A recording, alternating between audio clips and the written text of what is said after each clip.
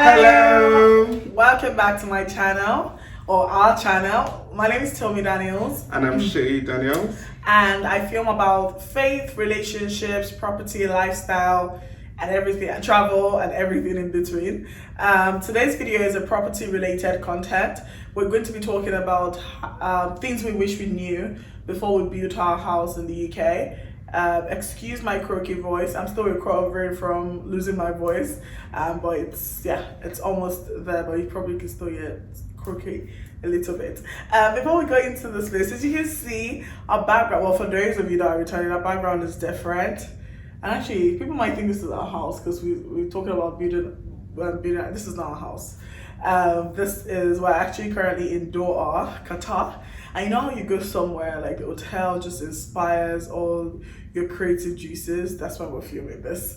This video is longer video. Yeah. Actually, this video is longer video. We haven't actually. I don't know if we haven't shown our house on YouTube.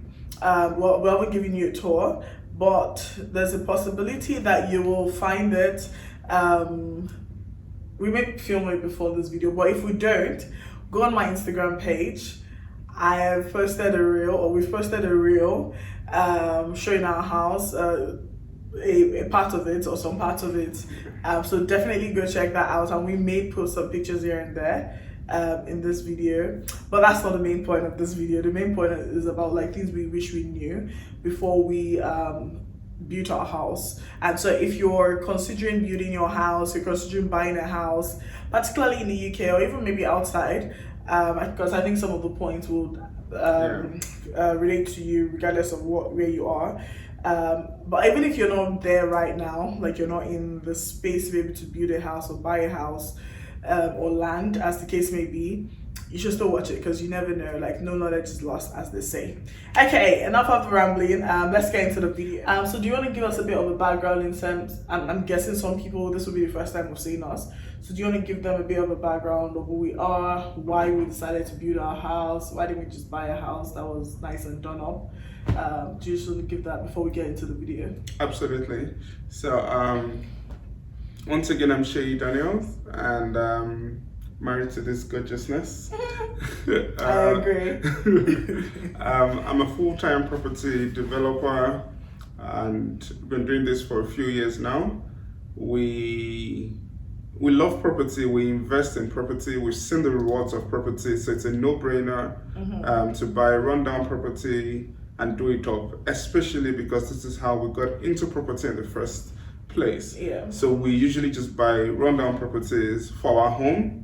We do it up, we add value to it, and then we are able to release equity or sell the property. So this is going to be our third residential property. So third home that we've lived in. Yeah. We have other investment properties that we bought for the purpose of living in it. Yes. So and we've only been married for like 6.5 years, and we moved 3 times. Well, two. We've lived in 3 houses, so we moved twice. Do the math.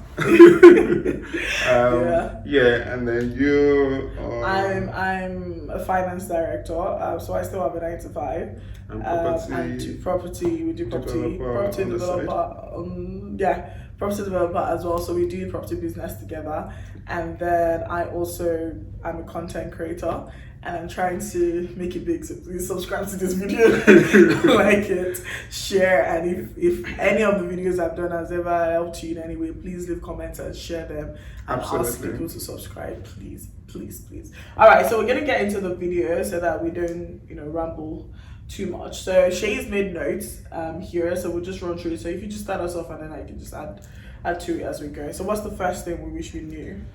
So it's about knowing or having full knowledge of the planning process and its nuances. Okay, so just before you go on, just to explain what planning is, in the UK, if you're going to do a build, of course, especially an extensive build like ours. By the way, our house was we bought it as a 3-bed, 1-bath house. I actually did a full video. I think I did a full video of it. Yes, in the state that we bought it in. So I'll try and link it, but you can check my property series. playlist. My property playlist, it's definitely there. So it was a 3-bed 1-bath house, and we got planning for it to turn it into a 6-bed 3-bath house with a swimming pool. We decided later on, as the build went on, which we'll talk about, we decided later on to make it to use it as a 5-bed 4-bath house, and I'm so glad that we did, because now we have a walk-in wardrobe, which we previously wouldn't have had. Yeah. I would have had probably a smaller ensuite master ensuite bathroom. And anyway, so that's good. So the planning process, if you're gonna do a build, that sort of build, planning process is basically putting an application with your local planning authority in the UK. So this is your planning housing authority. Is it housing authority? Planning council. Yeah. Local planning authority. Yeah. Yes, and then they take about 8 weeks thereabout to respond to you, and to in that time as well, they would also send letters to your neighbors. Sometimes they would also put the notice like around the neighborhood, so like on a pole thereabout, just to make people aware that this planning application is in. And if your neighbors have any objections to it, they allow to write it within a specific time frame. I don't remember how many weeks now. So there's like a consultation period, and then after they do that, then they write you back to let you know if you've been approved, if the planning has been approved, what you want to, or decline. Is it declined? Declined, yeah, if it's approved or declined, and then we get there. Yes. So that's pretty much what the planning process looks like. So a bit of highlight is you submit your plan, your proposed plan, so your architectural drawing, and with all the things you want in it. You submit that to planning and to the council, and that's what they look through and approve. Now, the nuances around planning, which is actually to the point of this, why this is the point for us, because we understood what the planning process is. However, we've never done it before, but I've read about it, spoken to a few people about it, but what we didn't know was how detailed we needed to be in submitting the plan. Very detailed. Now, the architects we found, because which is the second point, which is another point. I think we put which is the second point. The architects, they drew up something, and because of our inexperience and probably poor guidance by the architects as well, they made some what's the word now? Some assumptions about what we wanted the outside of the property to look like. And we didn't know that outside. We thought outside the property wasn't part of the plan. We just thought it was just the drawing. It was just the internal bit. Yeah, so we thought it was more about the internal bit. We didn't realize that the external was also like they needed to. The planning UK, your local authority or local planning authority needs to approve everything to the point of like the kind of materials, how it's going to look, what color, the windows, like literally everything. So we didn't know. So we didn't even think about that. We just thought it was something we'll think about as we go along. And you mentioned about us being inexperienced, and we've already obviously said that we're property developers. So even though we've invested property already, we've never, all our investment portfolio has been we've just been doing internal configurations to it. So we've not actually had to apply for planning. So this was our first time. I mean, all we've been dealing with previously is like building control, which is a different part of the local authority. So this was like the first time. And I guess even if we had put in for planning before, it wouldn't have been to the scale. This was obviously the biggest project we've ever done to date. So that was why it was so important for us to, in hindsight, we should have planned like everything. So to sort of bring that home, we should have been able to say, this is what we want the external part of the property to look like. So even go as much as if we were using bricks, for example, we want it to be this color of bricks, and then we need to be specific about the color of bricks. The roof tiles, we need to be specific and say, this is the type of tile we're going for. This is the color code of the tile. So it's not just saying red tile. Like so you need to exact get shade. And the reason why this is important, because you may be wondering, okay, but they approved it anyway. The reason why this is very important is the fact that there's something that you may come across that is called discharge of conditions. If they are not 100% sure of everything, so that if you put in everything to the detail, they can just approve everything and say you need to build, and it's approved, and they just say you need to build it to exactly what you've submitted. Now, for in our sake, where I guess we weren't very specific on the externals, so it was approved. It was actually declined initially, but we resubmitted for a different reason. We resubmitted, and then they said it was approved, and then put some conditions. So, and the process of discharging conditions basically just means that you are telling them what was that? So you're listing out the material. Well, so depending on what the condition is. So the condition that really affected us the most. Before you go into the exact option, I'm just trying to explain what discharge of condition is an application that could take another 8 weeks. Remember I said the plan takes 8 weeks. Could take another 8 weeks, and in our case it did, even a bit more because could take another 8 weeks for you to be able to discharge it. And it's like almost like a planning application. Of course, it's like just scaled down because it's like you're answering specific questions. But if we had, so the case for us, we had to then discharge conditions about like how it's going to look like on the external, and some other bits like electric charges some other bits like that. So those are things we could have definitely saved ourselves the additional application and of discharge of condition.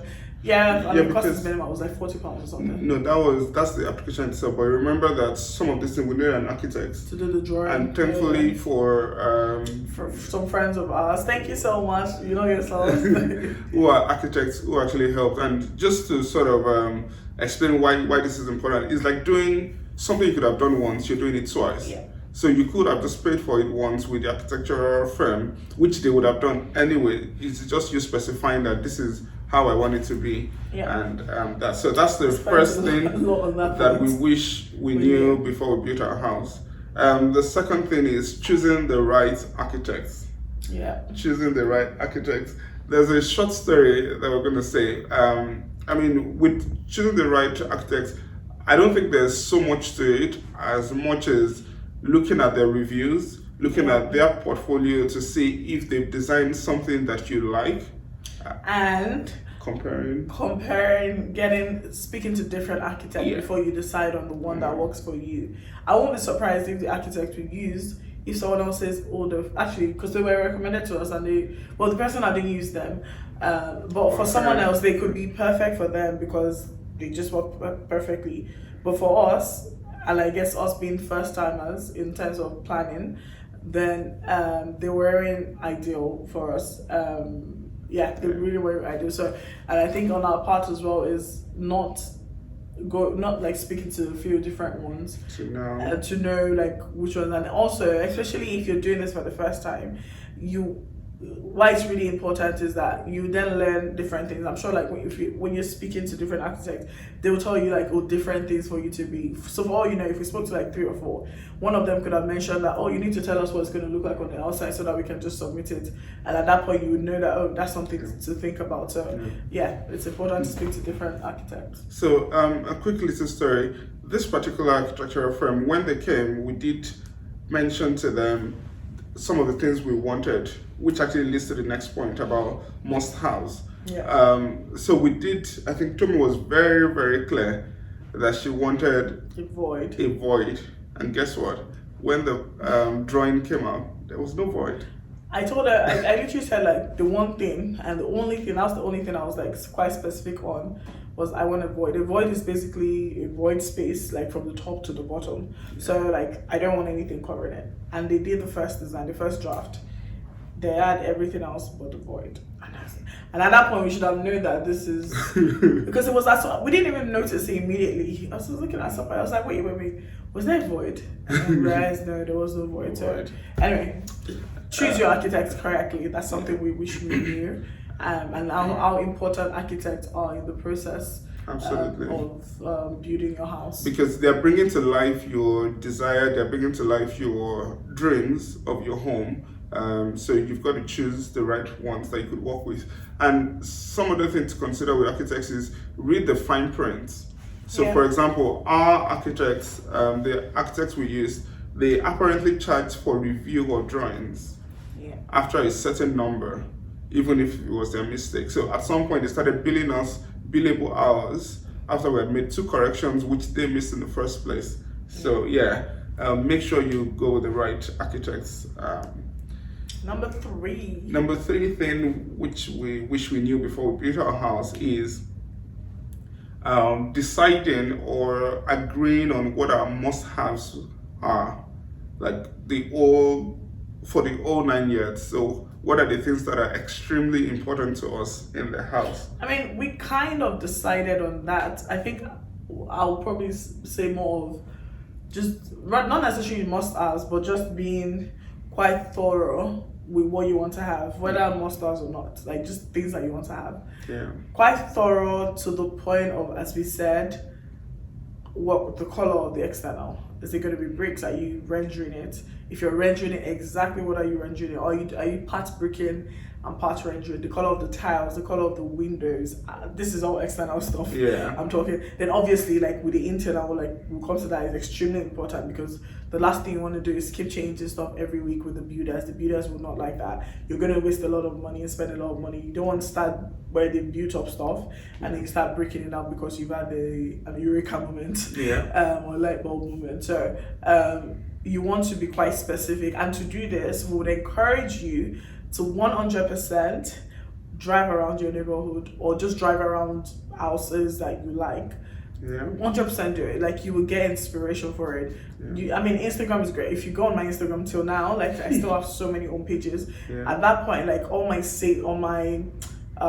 saved reels or posts, like it was just houses, from bathrooms to rooms to beds to like dining to the kitchen, literally just houses. And obviously the more you look at that, the more your algorithm just brings to your houses. So I don't use Pinterest, Shay does. So I think he was able to find more things on Pinterest. But for me, like, it was just Instagram. So my Instagram profile algorithm was just full of houses, but now it's less and less of that. Now it's just Qatar. And by Qatar, I mean Qatar the country, right? Sounds like Qatar, like. Anyway, so you want to get inspiration, and with that, you know the things that you actually like. Go to shops as well. Maybe go to a tile shop. Go to a kitchen shop. Just go to places, get inspiration, and then find out what you like, and then it will just help you to make a minimal adjustment. You will definitely make adjustments as you go along, 100%. But it's just minimizing that as much as possible. And I think just to add to that, whilst you drive around, you look around externals, also look at internal. So if you've got friends, if you've got family, if you know anyone who has a nice house that you would, like your house to look like, definitely visit them, talk, speak to them about, because it's also. I was smiling because when you said visit them, I was like, my sister's houses, because 3 of my 4 sisters have already done builds, like extensive, like bigger builds than ours, and obviously we're always in their houses. But once we started our build process and the actual build, each time we went, then we were seeing things differently. Then all of a sudden we're looking at the island and we're like, oh, how long is this island? Oh, it's 4 meters. Oh, like, what's the width of this? Oh, like, oh, where's this appliance from? Oh, where did you source this? Like, all of a sudden, like, each time, like, you go to the bathroom, places that you've gone to over and over again, and just said, oh, it's nice, like, never really taken note of, like, the intricacies. And then I will go into the bathroom and I was like, maybe guest storage and looking at, oh, okay, what's the size of this? Okay, if you have this here, oh, okay, this is here, maybe ours should be different. Like, again, even seeing things that where they've made mistakes and thinking, or things that they would have changed, and thinking of how you could improve that. So definitely going into people's houses that are nice as well. And then you want your house to look like. And then you're looking at things like, oh, do we need an utility room? Where do we want our utility room? Do we want a separate kitchen? Do we want a playroom? So basically try to think about the functions that are important to you. Functions, look, everything, so they matter a whole lot. Absolutely. Which would lead us nicely to the 4th point, is consulting experienced people and be flexible. This is probably, this is honestly, if this is the only point you get in this video, you're probably going to thank us later. Yeah. It is the consulting. You consulted your professional, so which is your architect, the plan. You can even consult. You can do like a pre-planning application with your council to know if they would accept it. So all of that. You then need to consult people that know their onions. Yeah. So not just your designers. Now for us, luckily we've got family family and friends that are in this as well, and I've done things like this or are doing things like this, so it was easy. And so consulting was showing them our planning planning drawings before we even put it in, or maybe even after we'd gotten the approval. I don't know if we did much before. I think we might have. I'm not sure. Yeah, we did some, but definitely before the build started. Yeah, I think that's the important. Before the build. Ideally, before you put it in. You put it in. So once you get your first draft that you're happy with from the architects, start sharing with them. Yeah, start sharing with them and discuss through the plans with them. Yeah. So you want to show them what it looks like, because they're going to. So for instance, I said, at the beginning of the video, I said that it's a we've got planning for 6-bed, and now we're using it as a 5-bed. The idea to use it as a 5-bed actually came from one of my sisters, and she was like, "Oh, why don't you have this entire place as your master suite? And if you just divide what would have been the 6th room, we've divided it and made it part of it the ensuite, and then the part of it the walk-in." Maybe we'll put a picture of our walk-in, but it's on Instagram anyway. Our walk-in closet. So you. And for me, that was it's probably I love that. It's probably one of the best decisions. Best decisions we've made, because what would have happened is we would have had 3 guest rooms. We don't really need 3 guest rooms as much as we are now enjoying the master suite that we have now. And another thing that happened, well, there were quite a few changes that even the utilities. Yeah, so we were not going to have an utility room. We chose a study over an utility space, and the layout by the architect was such that the space, even if you tried to turn it to an utility space, if you tried to turn it to a utility space, it wouldn't have worked perfectly. So for example, we're going to put our washing machine in the kitchen, and when one of your sisters did mention that, you should definitely, for a house this size, you should definitely have a separate utility room. Yeah, and I thought it's not I was like, what's the big deal? It's not that important. Bear in mind, I'm coming from it was a 4-bed, but it's a much smaller compared to our house now. That was a much smaller house, so I just thought it wasn't important. But because they have their houses are more in that price range, or the bigger. So what I'm trying to say is that they already knew that a house of this size must have this must have a separate utility. It's almost like a must have, I would say. Yeah. So whilst I thought it wasn't important, and until now they laugh at me and imagine you just be you'd have guests, because it's an open plan lounge kitchen area. And then so they'll be they laugh at me imagine you have guests now, you have washing machine that is doing. And you know how washing machines can be embarrassing. Yeah. Sometimes. Actually, whilst this process was on, our build process, we went to someone's house and we could hear the washing machine it was proper vibrating. And then you're just I don't know. I can't remember what was that as well. Yeah, but anyway, it was just when you, again, this is what you get from speaking to people. And it may also be for you may not have those people that readily around you, but it's watching videos like this where someone is saying, no, this is important. So this is how you pick up things and realize what's really important. Or maybe Instagram pages. You could actually go to new builds as well. So new builds usually have show homes. Yes. Well, it depends on the size of the build, but I guess if you're doing a smaller refurb. But it does have to be smaller. Yeah. But also you could go on Rightmove and check the houses in your area and look at the size, what your house is going to be like, look at their floor plans, and look, obviously you're not going to knock on it. Maybe you can actually ask to view it, but even if you don't view, you can look at the floor plans, look at the pictures, and get inspo from that. But I think we've talked about that point enough in Yeah. terms of consult. And Yeah, speak to definitely people. ask questions. Speak to people. You can't. You're not an island. You don't know it all by yourself. You are, even if the ones that you think are not experienced, you literally don't know where you will get the next. Like same thing with the utility room. Was someone else? Oh yeah, we said that already. You know, one of my other sisters that gave us the idea. And I said you absolutely need to have this. So yeah, speak to people. And then I think a final point on that, we're gonna have 3 bathrooms were approved. Oh yeah, that was the one I was trying to remember. Yeah, you can say it. Yeah, and then somebody did mention One of my other sisters, one of the because I sisters. imagine that really nice. Yeah, saying that. Thank you. Actually, your mom did mention it as Yeah. well. But it was the fact that why you got a big space anyway.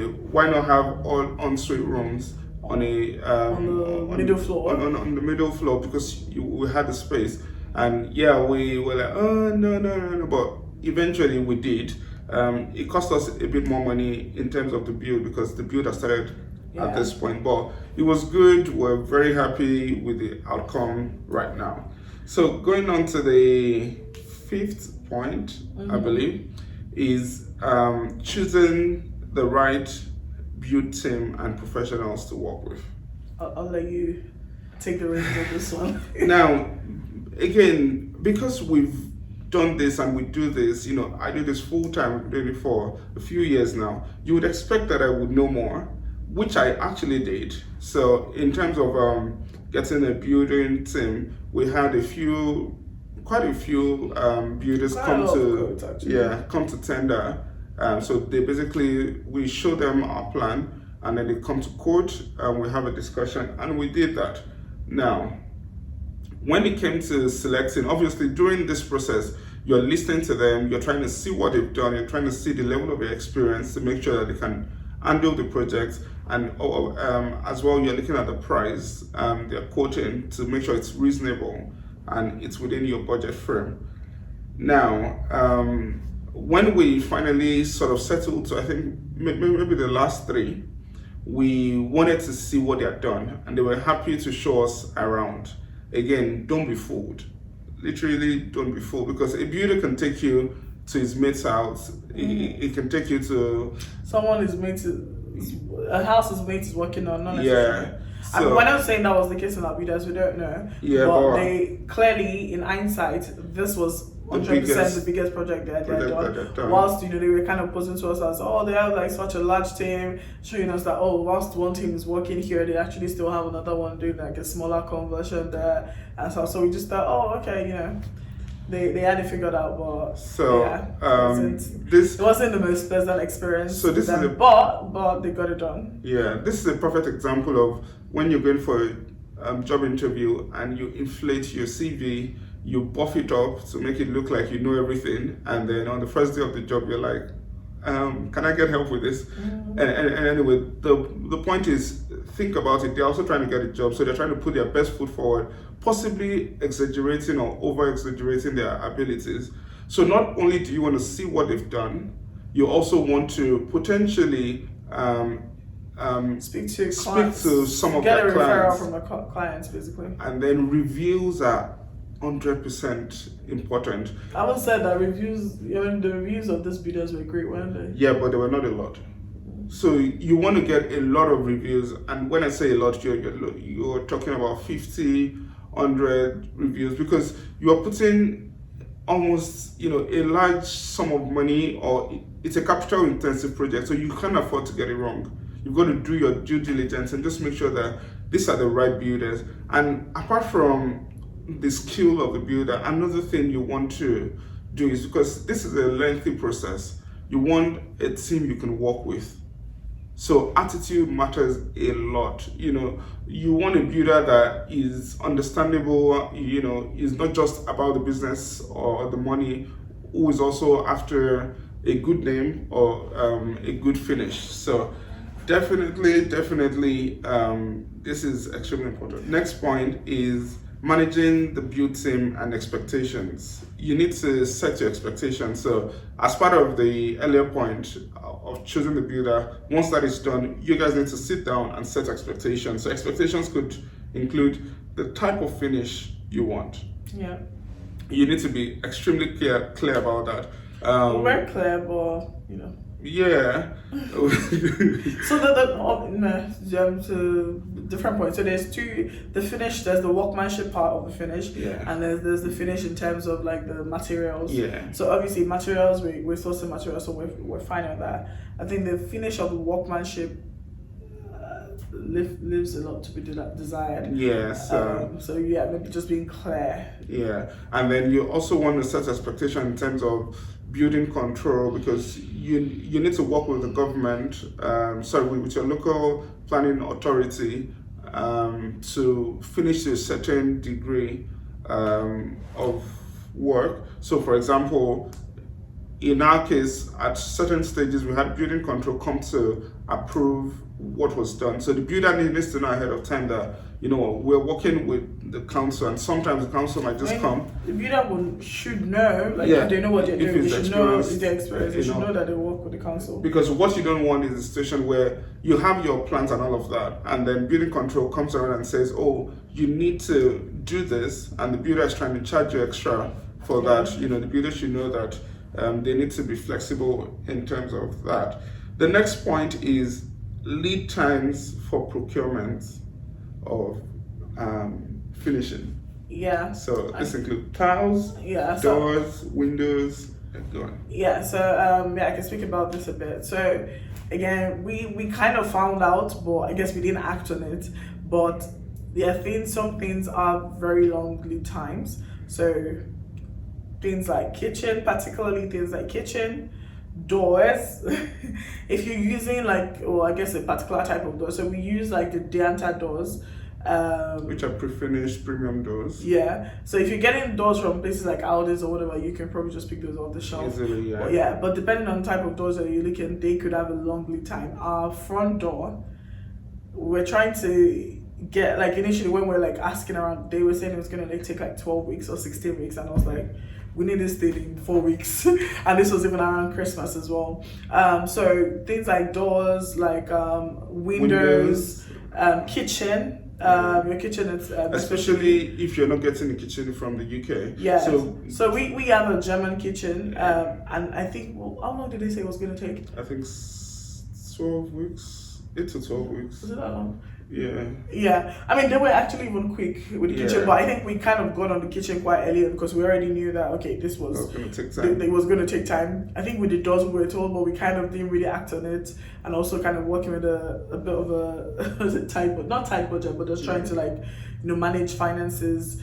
So we should have definitely from earlier on, in the beginning, we should have sorted out the doors, or at least ordered it, and we would have gotten it cheaper than what we eventually got it. Yeah. Because what it meant was that we also kind of, we wanted the internal doors. We wanted them to be much is it higher or taller? Much higher. So what I would say to that society is, if you're going custom in any way, so if it's standard, that's the best way to standards are easy to pick up off the shelf. But if you're doing custom and if you're doing a large quantity, and if any of your you'll be doing custom if you may have maybe an awkward shaped house or awkward shaped doorways or things like that where you need to have a custom, and even if it's not awkward, where you just want by a choice, tall door, for example. All of those, because the UK unfortunately doesn't manufacture quite a lot of things, so we found out that a lot of things are imported. And once we were ordering quite a bit of these things around Christmas or towards the end of the year. It didn't even really, it was kind of beginning of November, December, and they were already saying it was impossible. It was going to be until January. Yeah. Even things like tiles. Oh yeah. Remember there was a particular tiles we eventually used used downstairs. Wasn't the exact one that we wanted. There was a particular one that we saw in many shops, and they all kept on saying it wasn't going to be available until the next year. Obviously, we didn't have that luxury of time to delay till next year, or being this year. It's just being aware of things that could take time. So this, again, you might want to speak to your builder about it. Ask them when do they think they will need certain things, or what are the things that they think takes longer? What are the materials that they think takes longer, and they can sort of guide you through that as well. Something that I should just chip in, which is a bonus point, is having a good knowledge of the full build process, especially if you're doing an extension. you want to get someone to sit you down. It could be a builder. What do you mean extension? So if you're doing like an extension, like a physical extension to the house. Oh, so like you're doing that's a build, isn't it? Part of doing a build. Yeah, well, yeah. Technically. So if you want to understand the build process. So i.e. you want to know at what point do you need concrete? At what point do you need concrete? How much concrete do you need? What screeding? Do you need screeding? You know, you want to get an idea of all of this process, scaffolding. You know, there are so many things that you want to immerse yourself in. There are a lot of, I think with building, there's a lot of moving parts. Especially if you're project managing yourself. Yeah. So, I mean, if you weren't project managing yourself, then you probably can just skip to the end of this video.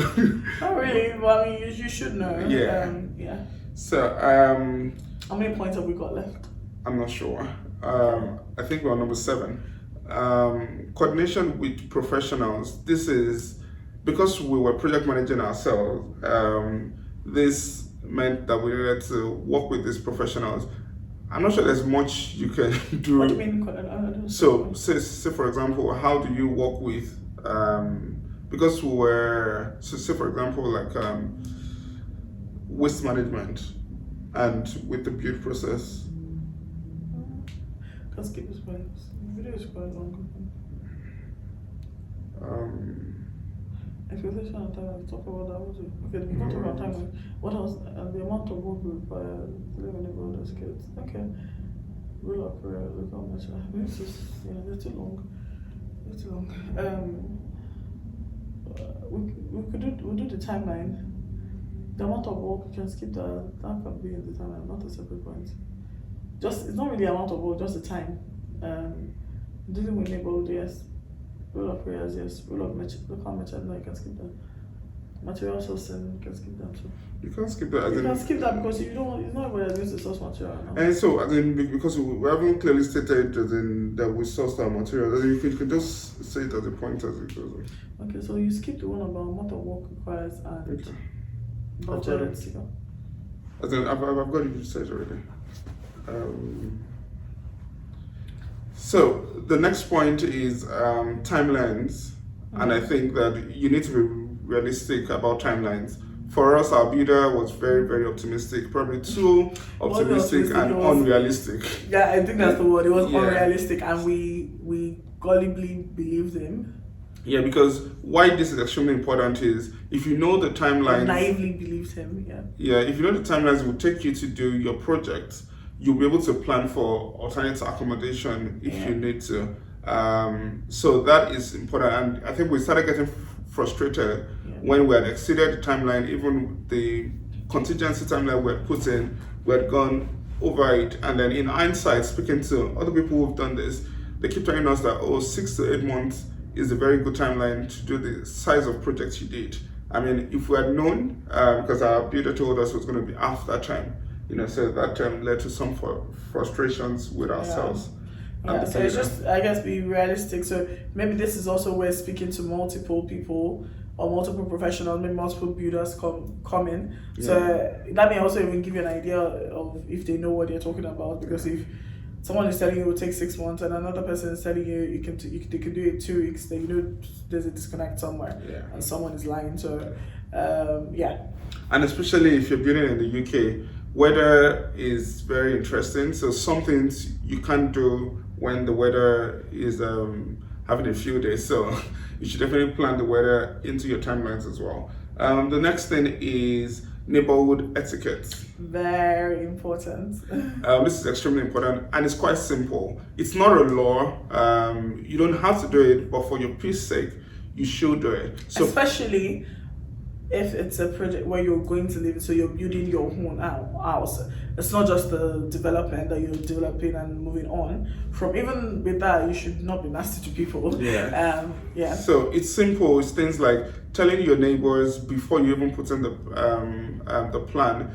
Just letting them know that we're looking to do this, and you sort of give them a timeline. In terms of when you're looking to do it. So we didn't do it because we didn't even think about it. We weren't aware about the consultation that the planning does. And then so one of our neighbors actually walked up to us and said, you put in for planning about this, or you should have told us. And we're like, we actually didn't even think about it. Again, at the time we put in planning, we weren't planning to start the build. So for us, we're just like, just have the planning and we'll do the build, later at some point. I didn't think it was going to be the same year that we're going to do the build. So since you know that the council is going to write to your neighbors anyway, particularly those closest to you, so left, right, front. If you have neighbors, or maybe you live in a place it's just you, then don't worry about this. You can skip this. But if you have neighbors around, and those that you think will be most impacted by the build, by what you're doing, it's good to get their buy-in. And why that's so, and that's also why it's important, because you don't want they can basically write to the council to this not to allow your plans to be approved, or it doesn't mean the council will listen to them just because they say I don't want it. They need to have valid reasons, but there could be valid reasons. But if you can speak to them beforehand, if there's any sort of fears that they have or things like that, you can help allay those fears even before it goes to planning officially. So you sort of resolved it. And maybe if there are things like, for instance, it could be like they could say maybe your plan says you're gonna have a window somewhere and they think, oh, it's going to overlook their bedroom, for instance. You can decide that you change things around for them, or help explain the kind of window you're going to use, for instance. That's going to be obscure, and then both of you are happy. So you don't want people writing. What you don't want is like people writing to planning and saying no, because that would definitely delay the process, the approval process, but also could definitely lead to denial. So just reduce that by speaking to consulting, having neighbor, and then the neighborhood etiquette. That's I guess the pre-stage, but even in the build stage. Because the truth is with builds, especially a build of this size, you're not living in a house, so you don't really feel the brunt of it in terms of like the noise and the pollution and, well, not pollution, more of the noise, noise pollution and environmental issues that we have. Also, it's build, it's going to be messy, you're breaking things there. So you're not bearing the brunt of it, you're just seeing the beautiful part and the things that are going up and stuff. They are living with it day in, day out. So the etiquette also goes into things like just being mindful of the time that you're building in. Try and stick to the plan, the time that the council gives. I think they normally give time. So when you can start, when your builders can finish it today. If things are going to, if you're not going to adhere to some things, maybe because something is arriving really late or whatever, maybe again if you need to speak to them before and just keep the peace, I think is what we're trying to say. And then sometimes it involves things like trying to protect the neighbors, especially if you have a neighbor so close to you, say from dust or from messy, from even delivery drivers that will sort of deliver stuff, and maybe they may take time and it will take up space at certain times. So you can just make them aware before, and if necessary, that something is coming, a big truck of concrete is coming, whatever, they can just plan if necessary. And some neighbors will still be nasty, that's the truth. Even if you're the best, because I guess building is messy. But there's not much you can do about that. Just do your best. And definitely one thing you want to do is make sure that definitely one thing you also want to do is to let your building team know to be very mindful of your neighbors, and once there's a complaint by any neighbor, try to address it as soon as possible. I think that's really important as well. Again, it's not unrealistic request sometimes it can be unrealistic, but generally just try, because you're living there, just try to be a good neighbor. Because it could be your turn next. So we're getting close to the end of this video. Just almost done. Points. So budget. Again, this is super important that you know what a realistic budget looks like. And having consulted a few people, a few professionals, builders, you probably need to get what a realistic budget for your build is. And just because of especially if it's an extensive project, some of these projects you can't put a fixed amount to it, but you need to allow for contingencies so that you don't get to the middle of the project and you're stuck. That's extremely important. Material sourcing, we source our materials ourselves. That's a different story for another day, but if you're sourcing materials, try to source them in time and try to work with your builder to make sure the materials are coming in good time. And I think for the kind of finish that we're going for and the premium look, we couldn't leave the finishing to our builders. We had to choose them Not even ourselves. just the finishing, even like just materials. I'm saying not just the finishing materials, but with material sourcing as well. Especially if you're sourcing it yourself, you need to work with your builders closely, such that they're not requesting things on an emergency basis, because then you're going to buy more expensive. And this happened to us a lot, where again they were not planning properly, and they would tell us they need things at the last minute. And because of how quickly they need it, you don't want them sitting around not doing anything. Then you go buy it more expensive when you could have known a week beforehand, and you could have sourced it the cheapest price. So yeah, just be mindful of that. Then also with material sourcing, one advice is just a free bonus: everything is negotiable. Literally everything is negotiable. Good advice. Make sure you negotiate. And then finally, the most important, the bedrock is, well, it's not the last point, it's second to last point. Okay.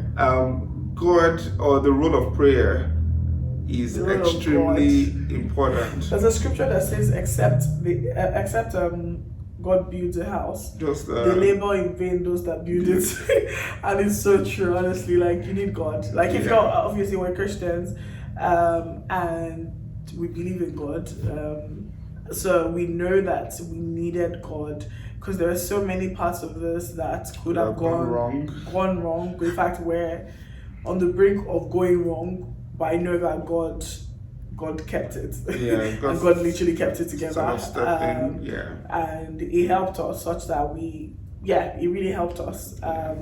So you need to, in addition to everything, like your builders, and don't put your, I think the point is, don't put your, no matter how great the builders are, don't put your trust in them. No matter how great your architect, the planning, the council, the building control, wherever, no matter how great all those people are, your engineers, all of those people, you don't want to put your trust in them. Put your trust in God, and like, just commit the whole process. It's a big it's a project. It's something that you're embarking on that maybe not many people are embarking on around you. So it's a big deal. It's doable, absolutely doable. You're gonna look back. You're gonna be proud of what you've created. But we don't want a case where you're quitting midway because it's just not working. And so this is why you really need God to sort of guide you. And pray. Psalm 37 verse 5 says, commit your ways to the Lord, trust in Him, and He would help you. And this process is tasking, don't let anyone lie to you, it's demanding. So you do need God to help you. And I'm just gonna say this will be my final point, hopefully, but I've heard that stuff like building, and I've seen actually stuff like building can kind of put a lot of strain on couples. So if you're building a house with your spouse, it can be very strenuous and put a lot of strain on the marriage. Sometimes it puts strain on the marriage, sometimes it reveals the strain that is already in marriage, because it's already like the pressure. There's a lot of pressure. That it's financial pressure, it's time pressure, depending on where you're staying. For instance, you're staying, maybe you even if you're renting a place, it's probably a smaller place. So the fact that all of you are in the same space, maybe with children, all in the same space at every single time, and there's just all the pressures coming together. You're still doing your day jobs or running your businesses, so everything is happening at the same time. So it could be very strenuous. However, I would say to you that 100% that it's possible to not have that strain, and I believe that the only way that's possible as well is with God. And so you're being intentional, both of you, like as a couple, being on the same page about, it doesn't mean that you all want the same things, but of course everyone would have their own ideas of the way things should look and what should be where, but you can have healthy conversations about it. I don't remember a time where I felt like, oh my God, like this marriage, no. But I know people, and I've heard people that, immediately if they finish the build, they split, because like, you can just tell that it would have to do with the pressures that came from that. Some people don't even finish the build; they just stop halfway and just stay there, and they split up. And that's not going to be a story. But we're here as a testimony that you can do it, and you can be in love through it. You can be in love out of it. I mean, when you come out of the build. Just wanted to put that in. And then just to add to that, I think because of how so many parts are moving with building your home, especially if it's, you know, the couple that are sort of doing this. You know, so many decisions you have to make on the spot. You need to be able to trust each other. Yeah. You need to be able to ensure that you live in the moment. And how do I mean? Yeah. So for us, occasionally we had to take, you know, go on dates. So just put aside the build and do other things, you know, live through it, go on holidays if you need to, if you just can. if you can, just to make sure that, because the whole process can be so consuming, and you're only it's thinking, like then you're thinking about 24/7. Because, and I remember, like, sorry to call you babe, I remember that the first build we did wasn't like this, and that was like it's much smaller, 100 of what we did, and that was our very first house. That was our very first reno or anything. But I remember, like, it was just a 3 weeks process or so, but we're at each other's throats, and I guess maybe we were just getting to know each other, or we just weren't patient with each other, and to do that and then do a 6 months project, and not once did we have, I don't remember any argument that we had about this build. So it's just to tell you that it's not even just so much about the size, it's God in it, and then you both doing your own part to make sure, being intentional, and both doing your own parts to make it work. And then finally, bonus point. I'm not sure if this video is going to be 2 parts or just 1 part. Might be 2 parts. I think it's quite long. Either ways, one final thing we're going to say is document your process. Oh yeah. Absolutely document your process.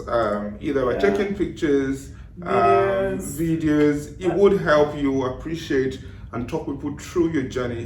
You know, several times, because of how aesthetically pleasing our houses, you know, we get neighbors, people just walking their dog, stopping to ask, oh, you know, or tell us how this looks good. In fact, there's someone who was asking, do we have pictures of what it looked like before? Just because it was they've forgotten. Yeah, they've literally forgotten, and it's easy for you to also forget. But if you do document, do videos, you could just record yourself, you know, in the house, and then just stop through things. You'll be able to appreciate how much you've come, how far you've come, and how far you've come, and thank you so much. I don't know how long this video is, but thank you so much for watching. We hope you've learned a lot from this, and we hope you've watched till this point. If you've done, leave a comment and say that I watched till the end. Leave that comment in the comment section, and share this video as well. You never know what this will help. But yeah, leave a comment, like this video, and thank you so much for watching. Tommy Daniels. I'm Shay Daniels. If you've got any questions, please